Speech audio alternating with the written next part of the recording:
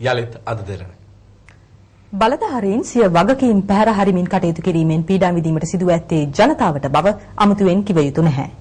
තලාතුවේ සිට අතුල්ගම හරහා රටේ මුල්ල දක්වා මාර්ගයේ ගමන් ගන්නා ජනතාව අද මහමගට බැස්සේ පමණ ඉක්මවා ඉවසීමෙන් පළක් නොවන බව තේරුම් ගැනීමෙන් පසුවයි.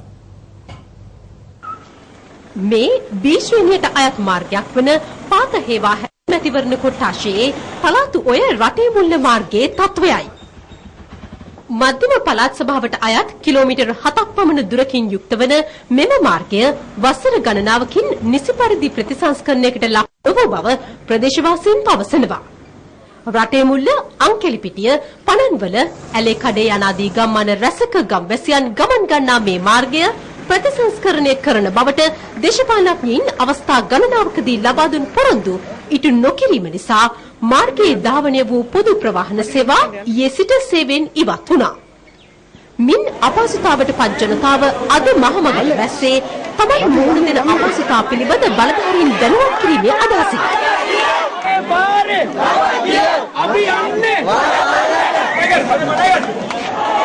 පණන්වල මන්සන්දියේ සිට තලාතුවේ දක්වා පාගමනින් පැමිණි උද්ඝෝෂකයින් පිරිස තලාතුවේ ඔය ප්‍රාදේශීය ලේකම් කාර්යාලය වෙත ගියේ ප්‍රාදේශීය ලේකම්වරයා වෙත සංදේශයක් බාර දීමටයි.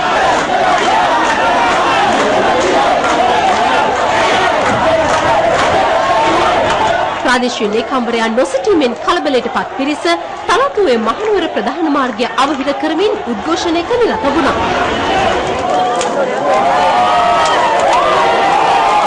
කී දෙනෙක් රැකී ආරක්ෂා වලට යනායිද මේ පාසල් ළමයි බලන්නකො අද අතරමඟ මේ ඉස්කෝල පහක් විතර තියෙනවා මේ පහටම ගුරුවරුන්ට එන්න විදියක් නැහැ මොකද බස් වැඩ කරන්නේ නැති හින්දා බාර අයිනෙන් දැන් මිනිස්සු නෙමෙයි යන්නේ වාහන බාර මැදින් තමයි මිනිස්සු යන්න වෙලා තියෙන්නේ එච්චරකට වාහන පාර යන්න විදියක් නැතුව සෑහෙන අපහසුතාවකට පත් වෙලා තියෙන්නේ පක්ෂයක් වැඩක් නැහැ අපට ඕන පාර හදාගන්න ඇයි මේ දේශපාලන මිනිස්සුන්ට ඇස් පේන්නේ නැත්තේ මෙච්චර රැස්වීම් වලට විශාල වශයෙන් මුදල් වියදම් කරනවා අපිට මේ පාර කිලෝමීටර් 3ක් විතර තියෙන එන්නම බැරි තත්ත්වේ අපිට මේ පාර හදලා දෙන්න මෙම ස්ථානයේ වෙත පැමිණි ප්‍රාදේශීය ලේකම් කාර්යාලයේ පරිපාලන නිලධාරීන් වෙත සංදේශ බාර දීමට අවස්ථාව සලසා දීමෙන් අනතුරුව තත්ත්වය පාලනය වුණා.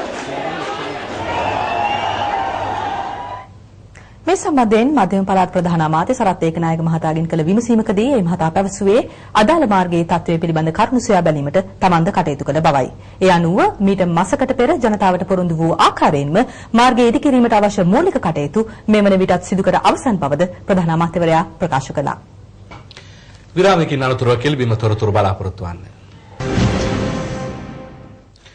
ලෝක ටෙස්ට් ක්‍රිකට් පිටියේ දෙවන ඉහළම ලකුණුලාභියා බවට පත්වීමට හිටපු ඕස්ට්‍රේලියා නායක රිකි පොන්ටින් ඊයේ සමත් වුණා. පොන්ටින් මේ දස්කම් දැක්වුවේ බටහිර ඉන්දිය කොදෙව්පිල සමග පැවැත්වෙන තෙවන ටෙස්ට් ක්‍රිකට් තරගයේදී. රිකි පොන්ටින් මේ වන විට ටෙස්ට් ලකුණු 13209ක් රැස් කරගෙන සිටිනවා. මීට පෙර ටෙස්ට් ලකුණුලාභීන්ගේ ලයිස්තුවේ දෙවෙනි තැන පසු වූ රාහුල් ද්‍රාවිඩ්ගේ ස්ථානයට පොන්ටින් පැමිණියේ බටහිර ඉන්දිය කොදෙව්පිලට එරෙහිව ඊයේ රැස් කරගත් ලකුණු 23ක් සමගින්. 1995 වසරේදී ශ්‍රී ලංකාවට එරෙහිව ටෙස්ට් වරම් හිමි කරගත් පොන්ටින් මේ දක්වා ටෙස්ට් තරඟ 165කට සහභාගී වී තිබෙනවා. එහිදී ඔහු ශතක 41ක් සහ අර්ධ ශතක 61ක් වාර්තා කරගෙන තිබීම විශේෂත්වයක්.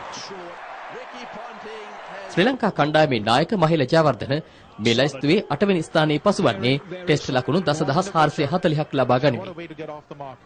ලකුණු 15470ක් රැස් කරගෙන සිටින ඉන්දිය සුපිරි පිතිකරු සචින් ටෙන්ඩුල්කර් මේ ලයිස්තුවේ පෙරමුණේ පසුවනවා. මේ අතර සචින් අද ඔහුගේ 39 වෙනි උපන්දිනය සැමරුවා. 39 ඇති සචින් ඔහුගේ දිවියේ වසර 23ක්ම ජාත්‍යන්තර ටෙස්ට් ක්‍රිකට් පිටියේ රැඳී සිටීම විශේෂත්වයක්.